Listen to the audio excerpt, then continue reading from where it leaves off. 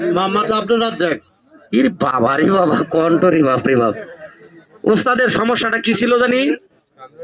এ সেক্সের disturb. সেক্সের disturb ছিল। ওস্তাদের মানে আমার ভাইজানের প্রবলেমটা ছিল সেক্সের ডিস্টার্ব, আপনারাও জানেন নাকি? চিকিৎসা করে দিলাম, খুশি আছেন? খুশি।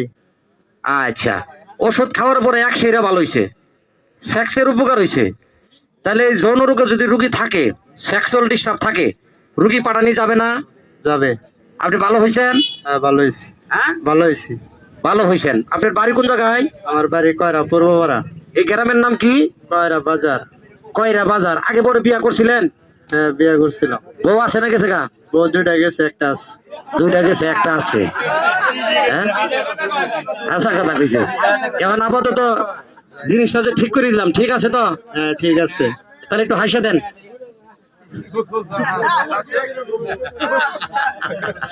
আচ্ছা, যাই হোক, যদি সেক্সের ডিস্টার্ব আপনার মতন কোনো থাহে রুগী, তাহলে জামালপুর পাঠাই দিবেন। কই?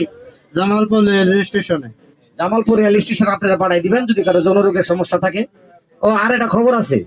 খবর এলো, যদি কোনো লোকের যদি বাপ মা না থাকে, গরিব মানুষ থাকে, আমি ফ্রি চিকিৎসা দিই, টাকা নিই না। যদি কোনো লোকে ইতিম মানুষ থাকে, আমি ফ্রি চিকিৎসা দিই। আমার জন্য পাঠাই দিবেন, টাকা দিতে হবে না। কথা কি বুঝছেন তো?